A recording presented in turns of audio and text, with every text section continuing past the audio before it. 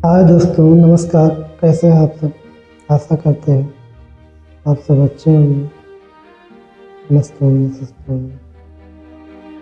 दोस्तों, हम आज बात करते हैं पर्यावरण पे। हमारा पर्यावरण, जैसा कि हम सभी जानते हैं, दिन पर दिन दूषित हो रहा है। और ऐसे दूषित पर्यावरण में हम अच्छे स्वास्थ्य की कामना कैसे कर सकते हैं? अगर इसी प्रकार हमारा पर्यावरण दूषित हो रहा है, होता रहेगा, तो आने वाले समय में इतना दूषित हो जाएगा, इसमें सांस लेना मुश्किल हो जाएगा। तो ऐसे में हमें इस पर ध्यान देना चाहिए और हमें इसे रोकना चाहिए। नहीं तो आने वाले समय में हम जिन्हें बहुत प्यार करते हैं, अपने बच्चों से, उन्हें हम बेहतर शिक्षा तो दिला सकते हैं, लेकिन बेहतर पर्यावरण नहीं दे पाएंगे तो सब बेकार होगा। अगर हम बेहतर पर्यावरण नहीं देंगे उनको, उनका स्वास्थ्य अच्छा नहीं रहेगा। अगर स्वास्थ्य नहीं अच्छा रहेगा, सब सुख सुविधाएं बेकार हैं। तो इसलिए हमें और आपको सभी को ये सोचना चाहिए कि इसी प्रकार हमारा पर्यावरण दूषित होता रहा, तो हम आने वाले समय में अपने बच्चों को बेहतर जीवन नहीं दे पाएंगे। सब कुछ दिला देंगे, अगर अच्छा पर्यावरण नहीं दे पाएंगे तो उनके अच्छे लाइफ की कामना हम नहीं कर सकते। जो स्वस्थ नहीं रहेगा वो अच्छा लाइफ कैसे जिएगा? जिस प्रकार से हमारा वायुमंडल दूषित हो रहा है, अगर ऐसा होता रहेगा तो आने वाले समय में सभी के लिए जीना मुश्किल हो जाएगा। और इस पर सोचने की बात है, बहुत ज़रूरी है कि हमारा पर्यावरण दूषित होने से बचाया जाए, रोका जाए, कम से कम किया जाए, ताकि हम अच्छे जीवन की कामना कर सकें। तो होने वाले पर्यावरण को दूषित करने वाले उपकरणों को हमें रोकना चाहिए, रोक लगाना चाहिए। जैसा कि हम सभी जानते हैं, औद्योगिक कारखानों से निकलने वाला जो धुआं, कार्बन डाइऑक्साइड, ये हमारे जीवन के लिए खतरा है। हम ऐसे में अच्छे स्वास्थ्य की कामना नहीं कर सकते हैं। इसी पे हमें रोक लगाना चाहिए, कम से कम करना चाहिए। नहीं तो आने वाले समय में इसका प्रभाव इतना हो जाएगा कि हम सांस नहीं ले पाएंगे। कृषि गतिविधियों के द्वारा रासायनिक खादों का प्रयोग, हम आजकल रासायनिक खादों का प्रयोग इतना कर रहे हैं कि इससे हमारा मिट्टी, वायु मंडल, जल सब दूषित हो रहे हैं। हम अपने खेतों में रासायनिक खादों का उपयोग इतना कर रहे हैं कि हमारा पैदावार बढ़ाने के चक्कर में कि हमारा जो है मिट्टी भी दूषित हो रहा है, जल भी दूषित हो रहा है। हम इतना रासायनिक खाद अपने खाद्य में सभी लोग प्रयोग कर देते हैं कि इससे मिट्टी और जल और वायु तीनों प्रभावित होता है। और इसी प्रकार से प्रभावित होता रहेगा तो हमारा न वायु शुद्ध रहेगा, न मिट्टी शुद्ध रहेगा, न जल शुद्ध रहेगा। ऐसे में हम तीनों से प्रभावित हो जाएंगे। तो इसलिए कम से कम रासायनिक खादों का उपयोग करना चाहिए। और वाहनों से निकलने वाले धुएं, कार्बन डाइऑक्साइड, बढ़ते वाहनों के कारण हमारा वायुमंडल दूषित हो रहा है। हमें इन पर भी रोक लगाना चाहिए, इनको कम से कम करना चाहिए। जिस प्रकार वाहन बढ़ रहे हैं, कार्बन डाइऑक्साइड निकाल रहे हैं, इस प्रकार से अगर इसी प्रकार बढ़ते रहेंगे, रोक नहीं लगाया गया, तो हम कैसे अच्छे वायुमंडल की कामना कर सकते हैं। तो इसलिए हमें इस पे भी रोक लगाना चाहिए। वनों की कटाई बहुत तेजी से हो रही है। अगर इसी प्रकार कटाई होती रहेगी वनों की, तो हमें ऑक्सीजन कहाँ से मिलेगा? अगर हमें पर्याप्त मात्रा में ऑक्सीजन नहीं मिलेगा, तो हम स्वस्थ कैसे रह पाएंगे? तो इसलिए हमें वनों को भी कटाई से रोकना चाहिए और ज़्यादा से ज़्यादा पेड़ लगाना चाहिए। अब हमारे पूर्वजों ने बहुत बड़े बड़े बाग लगाए थे, बड़े बड़े पेड़ लगाए थे। ऐसे में उनको काटा जा रहा है। उनकी कटाई तो चालू है, तो दोबारा बाग नहीं लगाया जा रहा। अब उनको काट काट के खेत बनाया जा रहा है, घर बनाया जा रहा है।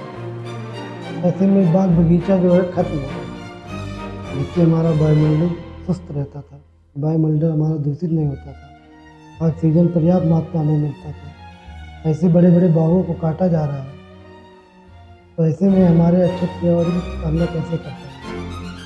तो इसलिए हमें इस पर भी ध्यान देना चाहिए कि पेड़ों को कटान को रोकना चाहिए और पेड़ों को ज़्यादा से ज़्यादा लगाना चाहिए। कि जिस प्रकार से जंगलों वनों को काटा जा रहा है, बगीचों को काटा जा रहा है, ऐसे में हमें ऑक्सीजन की वायुमंडल में कमी हो जाएगी, जिससे हमें सांस लेने में बड़ी मुश्किल होगी। तो इसलिए दोस्तों, इस पर भी ध्यान देना चाहिए। और अगर इसी प्रकार से कटता रहा, तो हम अच्छे स्वास्थ्य की कामना नहीं कर सकते हैं। और कचरा प्रबंधन की कमी, जैसे कि हम प्लास्टिक का यूज सभी लोग कर रहे हैं। प्लास्टिक का यूज हमें नहीं करना चाहिए। मार्केट में जानते हैं तो प्लास्टिक का थैला, पन्नी, सब कुछ सब्जी उब्जी इसी में लेकर आते हैं। तो इसलिए हमें इस पर भी ध्यान देना चाहिए कि हमें मार्केट अगर जाते हैं तो हमें झोला लेकर जाना चाहिए। सब्जी वगैरह जो भी है हमें झोले में लाना चाहिए, पन्नी में नहीं लेना चाहिए। प्लास्टिक की पन्नी में लेकर आते हैं, बहुत सारा पन्नी इकट्ठा हो जाता है, उसे फेंक देते हैं। जलाते हैं तो वायुमंडल दूषित होता है, फेंक देते हैं तो हमारा मिट्टी दूषित होता है। ऐसे में कचरा फैलता है। ऐसे में इसको भी रोकना चाहिए। अगर नहीं रोका गया तो जिस प्रकार से प्लास्टिक का चलन चला है, तो बड़ा इसको हम लोगों को झेलना पड़ेगा। तो इसलिए हम आशा करते हैं कि इन लोगों का प्रयोग कम किया जाए, रोक लगाया जाए। हमें अगर मार्केट में जाना है, थैला लेकर जाना चाहिए, थैले में अपनी सब्जी लेकर आना चाहिए। और जिस प्रकार से हमें कम से कम प्रयोग किया जाए, जिससे हमारा वायु मिट्टी सभी दूषित होने से बचे। और शहरीकरण की जनसंख्या भी इस वायुमंडल का दूषित होने का कारण है। दोस्तों, हमें इस बढ़ती जनसंख्या को, शहरीकरण जनसंख्या वृद्धि को, तेजी से बढ़ती आबादी को नियंत्रित नहीं किया गया तो संसाधनों के दबाव से बढ़ता प्रदूषण हमारे लिए खतरा बढ़ सकता है। तो इसलिए इस पर भी ध्यान देना चाहिए और हमें वनों की कटाई की रोक लगाना चाहिए। और ऐसे में हम स्वास्थ्य की कामना नहीं कर सकते।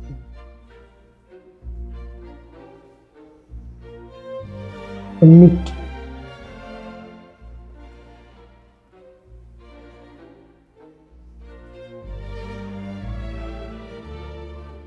दोस्तों,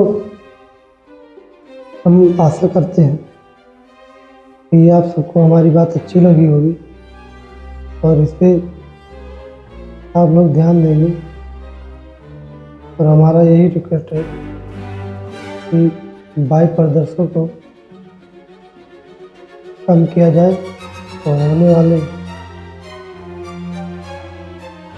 इससे हमारा वायु प्रदूषण दूषित होता है, तो हमें रोक लगाना चाहिए। तो इसलिए हम यही चाहेंगे कि हमें भी फॉलो करना चाहिए इन नियमों का कि हमें कचरा नहीं फैलाना चाहिए, पन्नी में सब्जी वगैरह नहीं लाना चाहिए, प्लास्टिक को नहीं जलाना चाहिए और पेड़ों को नहीं काटना चाहिए। तो वाहनों का प्रयोग कम करना चाहिए, जिससे हमारा स्वास्थ्य अच्छा रह सके। और हमें पेड़ों को ज़्यादा से ज़्यादा लगाना चाहिए। बाग को पहले की तरह फिर लगाना चाहिए। बड़े बड़े पेड़ों का लगाना चाहिए, जैसे बरगद हो गया, पागड़ हो गया, महुआ हो गया।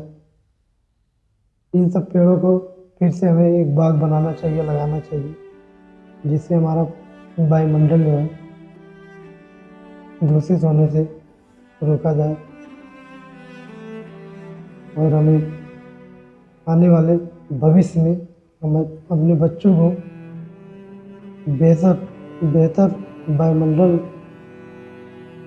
दे सकें, एक अच्छा वातावरण दे सकें, जिससे हमारे बच्चे भी स्वस्थ रहें। और हमें इस पर विशेष ध्यान देना चाहिए, नहीं तो आने वाले समय में बहुत कष्ट झेलना पड़ सकता है हम लोगों को। तो इसलिए सभी से मेरा निवेदन है कि आप सब, हमारी बात अच्छी लगी होगी और आप सब इस बात पर गौर करेंगे कि हमें ऑक्सीजन को बचाना है, ज़्यादा से ज़्यादा बढ़ाना है ऑक्सीजन को, कार्बन डाइऑक्साइड को रोकना है, जिससे हमारा वातावरण शुद्ध हो और हमारा जीवन अच्छा हो। हमारे जीवन में सब कुछ हो पर बढ़िया वातावरण ना हो, सब बेकार। तो इसलिए हम सभी से रिक्वेस्ट करेंगे कि बेहतर वातावरण के लिए हमें ज़्यादा से ज़्यादा पेड़ लगाना चाहिए, पेड़ों के कटान को रोका जाए, रासायनिक खादों का प्रयोग कम किया जाए, जिससे हमारा स्वास्थ्य और भविष्य बेहतर हो और हमारा वायुमंडल, जल, मिट्टी सब स्वस्थ हो। अगर हमारा जल, वायु, मिट्टी शुद्ध रहेंगे तो हम भी स्वस्थ रहेंगे। इनके बिना हमारा जीवन संभव नहीं है, तो हमें इस पर ध्यान देना चाहिए। साथियों, आप लोगों से यही रिक्वेस्ट है कि आप लोग पर ध्यान दें। और दोस्तों, हमें स्वस्थ रहने के लिए एक्सरसाइज भी करना चाहिए। सुबह मॉर्निंग में जल्दी जगना चाहिए, घूमना चाहिए, सैर करना चाहिए, योगा करना चाहिए और डेली सुबह जो है स्नान करना चाहिए। और हम आलस नहीं करना चाहिए। हमें ऐसे मौसम में फिट रहने के लिए सुबह गुनगुना पानी पीजिए और सुबह का शुरुआत जो है गुनगुने पानी से कीजिए। थोड़ा थोड़ा करके पीजिए, सिप सिप के पीजिए और पानी को मुंह में रुक रुक के पीना चाहिए, जिससे हमारे पानी में लार मिल जाए, जिससे हमारा जो है पाचन क्रिया दुरुस्त होता है, पेट साफ होता है और हम स्वस्थ रहते हैं। ऐसे में हम आपसे यही रिक्वेस्ट है कि स्वास्थ्य के लिए हमें इन चीज़ों पे ध्यान देना ज़रूरी है और नहीं देंगे तो हमारा भविष्य, हमारे बच्चों का, सभी का स्वास्थ्य नहीं मिल पाएगा। इसलिए दोस्तों, आप लोगों से यही रिक्वेस्ट है कि इस पे ध्यान दिया जाए, सभी को मिलकर परियों को रोका जाए, कार्बन डाइऑक्साइड को रोका जाए, ऑक्सीजन को बढ़ाया जाए, ज़्यादा से ज़्यादा जंगल पेड़ बगीचा लगाया जाए, इससे हमारा वायुमंडल शुद्ध हो। और बड़े बड़े कारखानों से निकलने वाले धुएं, चिमनियों को, फैक्ट्रियों की चिमनियों से और वाहनों से कम किया जाए, हमारा बेहतर स्वास्थ्य, अच्छा लाइफ। दोस्तों, एक बार धन्यवाद, जय हिंद।